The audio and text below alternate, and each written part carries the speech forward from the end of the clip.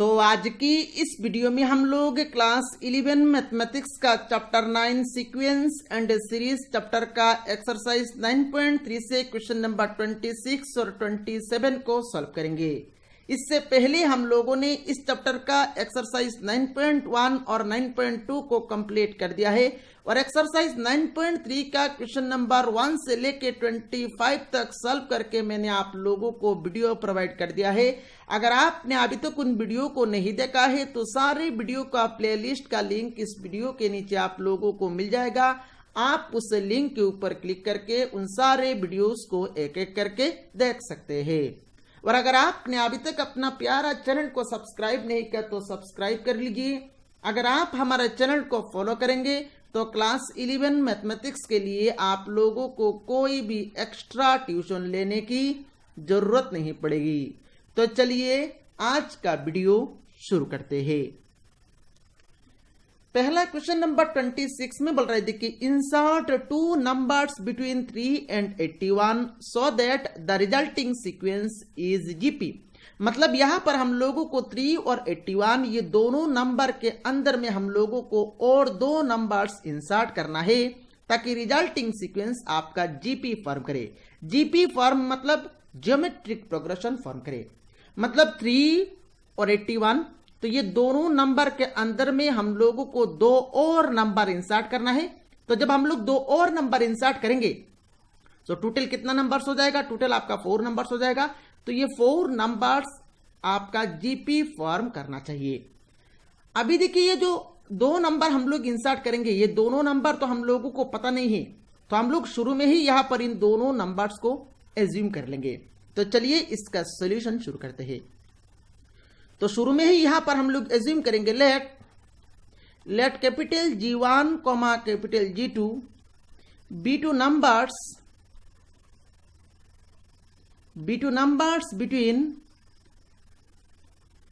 between 3 and 81 be two numbers between 3 and 81 such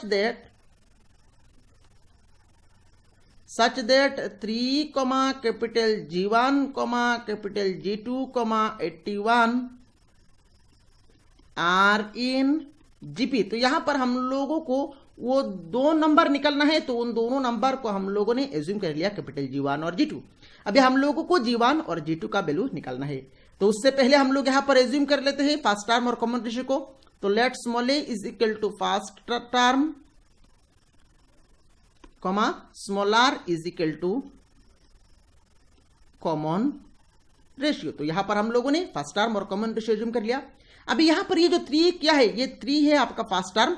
that means a का value हो गया आपका फर्स्ट टर्म। तो यहां पर हम लोग लिख लेंगे here small a is equal to 3। अब G1 मतलब क्या है? देखिए G1 आपका सेकंड टर्म। तो अगर फर्स्ट टर्म a है, कॉमन रेशियो r है, तो G1 मतलब सेकंड टर्म, तो सेकंड टर्म का फॉर्म क्या हो जाएगा? ar।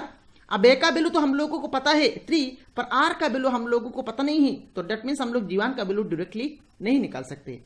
तो कैसे निकालेंगे? G1 और G2 का वैल्यू निकालने के लिए जो 81 है इसको हम लोग यूज करेंगे। अब इसको कैसे यूज करेंगे? अब ये जो 81 है ये इस सीक्वेंस का कितना नंबर टर्म है? 4th टर्म है। तो अभी यहां पर हम लोग लिखेंगे 4th टर्म। 4th टर्म में क्या है? 81। तो 4th term is equal to 81। This implies अब 4th टर्म का फॉर्म क्या होगा? 4th टर्म का फॉर्म होगा आपका AR क्यूब। तो AR cube is equal to 81। A का वैल्यू कितना है? ए का वैल्यू है आपका 3, तो 3R cube is equal to 81। So 3 को राइट साइड में लेके जाएंगे तो ये हो जाएगा आपका R cube is equal to 81/3। तो फाइनली देखिए R cube is equal to 81/3 करेंगे तो ये हो जाएगा आपका 27। So this implies R cube is equal to 27 को हम लोग लिख सकते हैं 3 क्यूब। तो 3 कैंसिल हो गया। तो फाइनली यहां पर R का वैल्यू मिल गया 3। अभी कॉमन रेशियो का वैल्यू हम लोगों को मिल गया। अभी हम लोग आराम से G1 और G2 का वैल्यू निकाल सकते हैं। तो therefore G1 means what? G1 means second term. तो this is equal to second term का फॉर्म क्या होगा? सेकंड टर्म का फॉर्म होगा आपका AR। ए का वैल्यू है आपका 3, इंटू में R का वैल्यू भी आपका 3, तो 3 इंटू 3 करेंगे तो ये हो जाएगा आपका 9। देन G2 कितना नंबर टर्म है? 3rd term. तो G2 इज इक्वल टू हम लोग लिखेंगे 3rd टर्म। तो 3rd टर्म का फॉर्म क्या होगा? 3rd टर्म का फॉर्म होगा आपका AR square. This is equal to A का वैल्यू है आपका 3, इंटू में R का वैल्यू भी 3 है तो 3 स्क्वायर। 3 इंटू 3 स्क्वायर मतलब 9, तो 3 इंटू 9 करेंगे तो ये हो जाएगा आपका 27। मतलब उन दोनों नंबर्स हम लोगों को मिल गया 9 और 27। तो फाइनली यहां पर हम लोग लिखेंगे therefore the two numbers are 9 and 27। तो ये हो गया आपका क्वेश्चन नंबर 26 का कंप्लीट सॉल्यूशन। और मेरे ख्याल से क्वेश्चन नंबर 26 का सॉल्यूशन आप लोगों को समझ में आया होगा। चलिए नेक्स्ट क्वेश्चन नंबर 27 को सॉल्व करते हैं।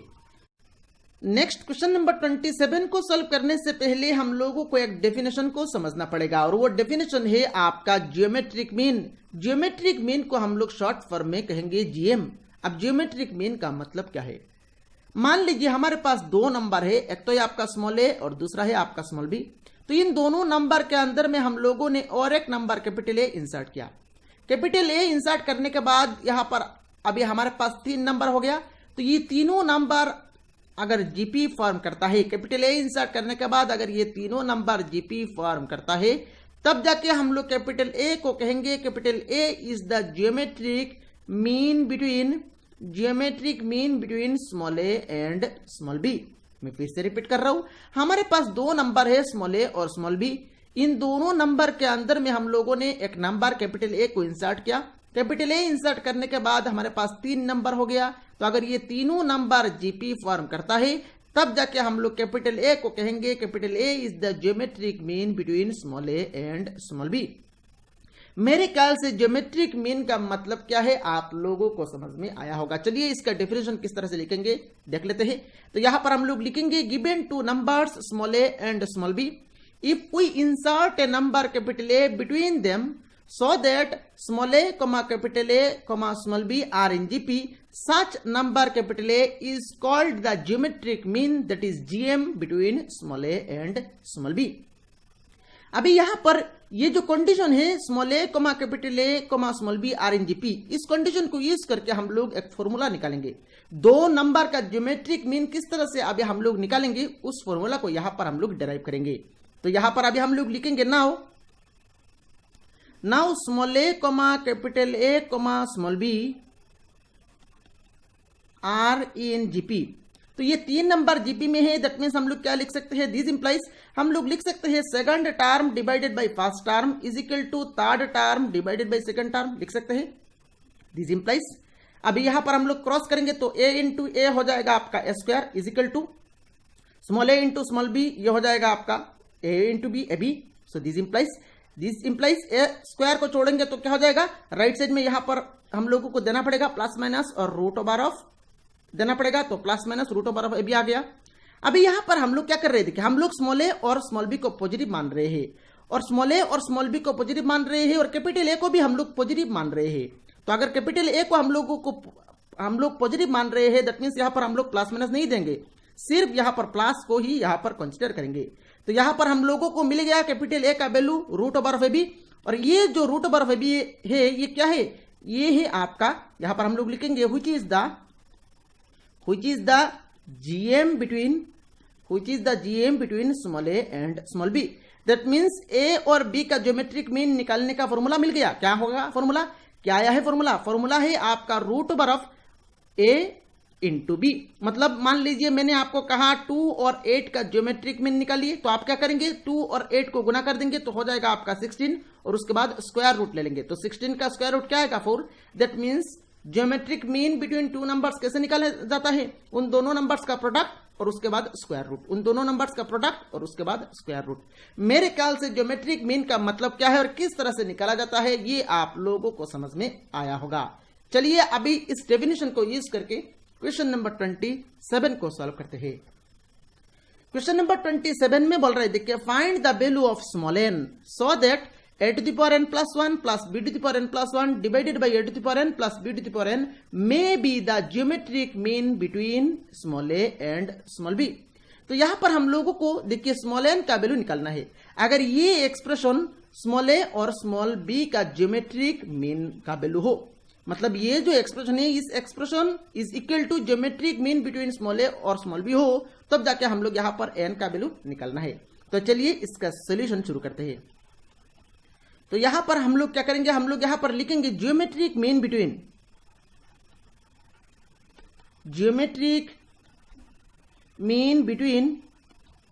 Between small a and small b क्या होता है, root over of A b. अभी हम लोग लिखेंगे अकॉर्डिंग टू क्वेश्चन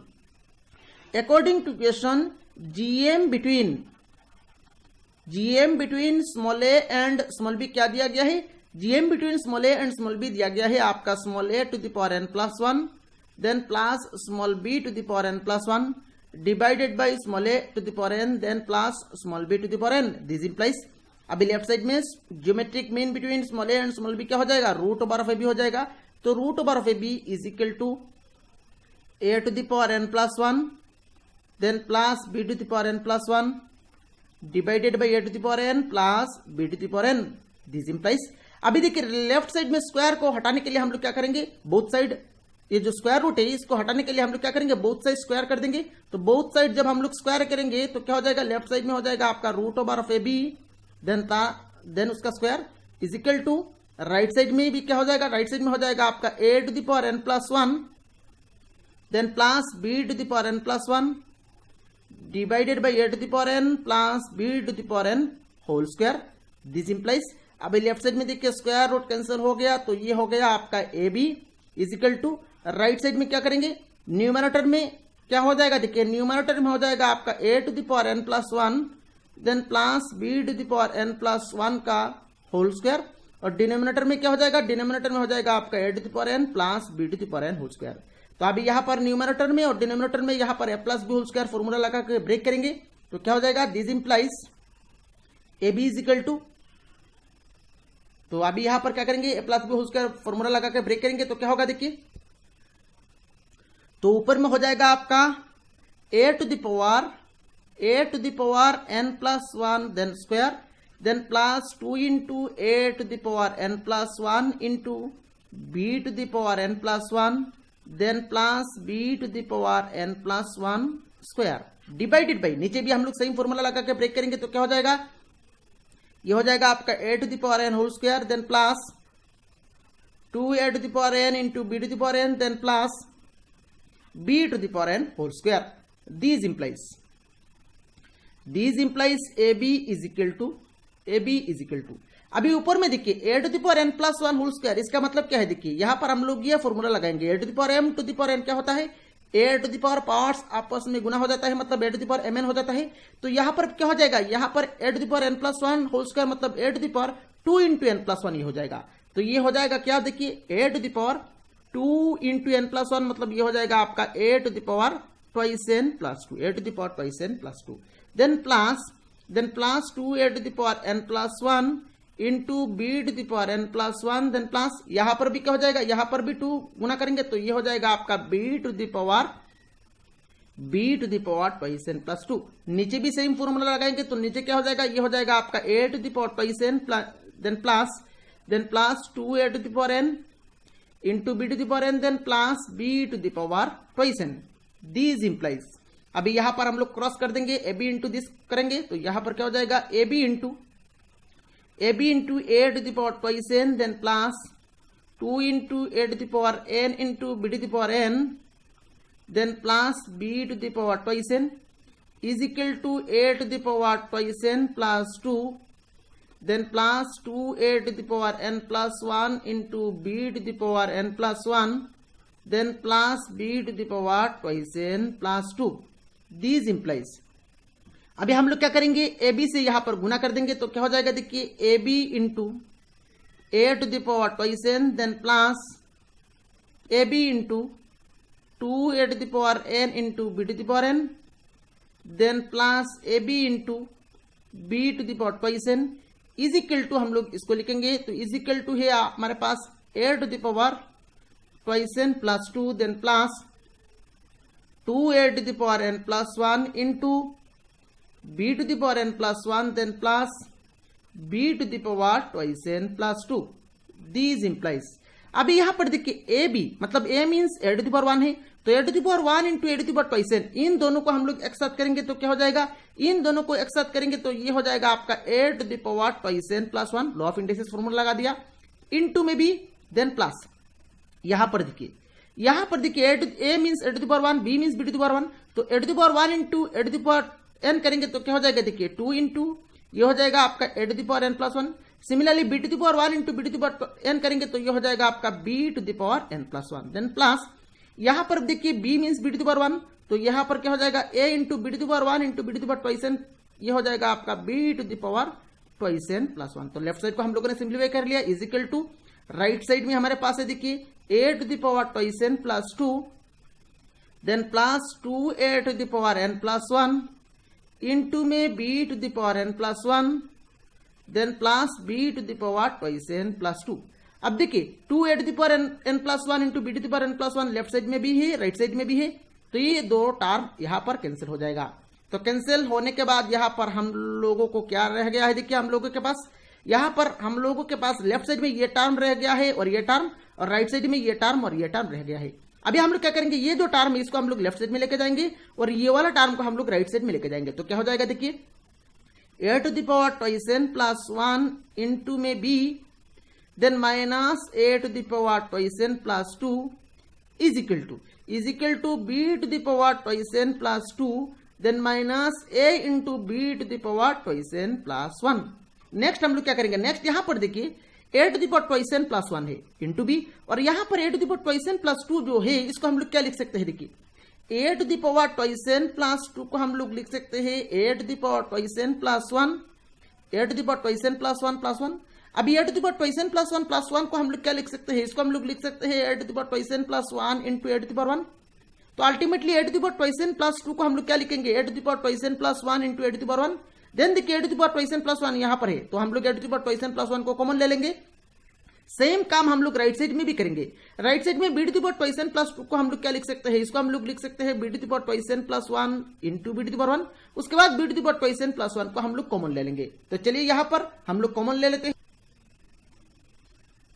तो अभी यहां पर हम लोग क्या करेंगे, अभी यहां पर देखिए ये जो a to the power twice n plus 2 है इसको हम लोग उस फॉर्म में लिखेंगे। तो यहां पर क्या हो जाएगा, देखिए a to the power twice n plus 1 into में b, देन माइनस इसको हम लोग लिखेंगे a to the power twice n plus 1 into a to the power 1 is equal to right side में हम लोग इसको लिखेंगे b to the power twice n plus 1 into में b to the power 1, then minus a into b to the power twice n plus 1।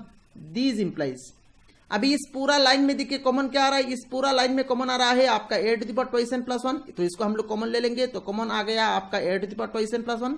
Common लेने के बाद यहां पर रह गया है आपका b, देन माइनस यहां पर रह गया है आपका a is equal to right side में देखिए कॉमन आ रहा है b to the power twice n plus 1 common आ रहा है। तो कॉमन लेने के बाद यहां पर रह गया है आपका b, देन माइनस यहां पर रह गया है आपका a। अब देखिए लेफ्ट साइड में b minus a, right side में b माइनस a कैंसिल हो गया। तो कैंसिल होने के बाद यहां पर देखिए लेफ्ट साइड में रह गया है a to the power twice n plus 1 is equal to right side में रह गया है आपका b to the power twice n plus 1। तो दिस इंप्लाइज अभी इसको हम लोग लिख सकते हैं a to the power twice n plus 1 divided by b to the power twice n plus 1 is equal to 1। This implies अभी इसको हम लोग क्या लिखेंगे, इसको हम लोग लिखेंगे a by b whole to the power twice n plus 1 is equal to 1। This implies a by b whole to the power twice n plus 1 is equal to 1 को हम लोग क्या लिख सकते हैं, 1 को हम लोग लिख सकते हैं a by b whole to the power 0, क्योंकि anything to the power 0 is equal to 1 होता है, any non zero number to the power 0 1 होता है। तो यहां पर हम लोगों ने 1 को रिप्लेस करके लिख लिया a by b to the power 0। क्यों a बाई b लिखा, क्योंकि लेफ्ट साइड में भी यहां पर हमारे पास बेस में a बाई b है, इसीलिए यहां पर हम लोगों ने राइट साइड का बेस को a बाई b लिखा है। सो दिस इंप्लाइज अभी दोनों में यहां पर देखिए दोनों साइड में बेस इक्वल है, तो बेस इक्वल है दैट मींस पावर्स भी इक्वल हो जाएगा। तो पावर्स लेफ्ट साइड में पावर क्या है, लेफ्ट साइड में पावर है आपका ट्वाइस n प्लस 1 और राइट साइड में पावर क्या है 0, तो twice n plus 1 is equal to 0। So this implies यहां से देखिए twice n is equal to हो जाएगा आपका -1 और यहां से देखिए n का वैल्यू आ गया -1/2। तो यहां पर n का वैल्यू हम लोगों को निकलना था, तो फाइनली यहां पर n का वैल्यू आ गया आपका -1/2। तो ये हो गया आपका क्वेश्चन नंबर 27 का कंप्लीट सॉल्यूशन। तो इसी के साथ ही यहां पर हम लोगों ने क्वेश्चन नंबर 27 को सॉल्व कर लिया। और यहां पर इस वीडियो में सिर्फ इतना ही। अगर आपने अभी तक चैनल को सब्सक्राइब नहीं किया तो जल्द से जल्द सब्सक्राइब कर ले, इस वीडियो को लाइक करें, अपने सारे फ्रेंड्स के साथ शेयर करें। Thank you for watching this video.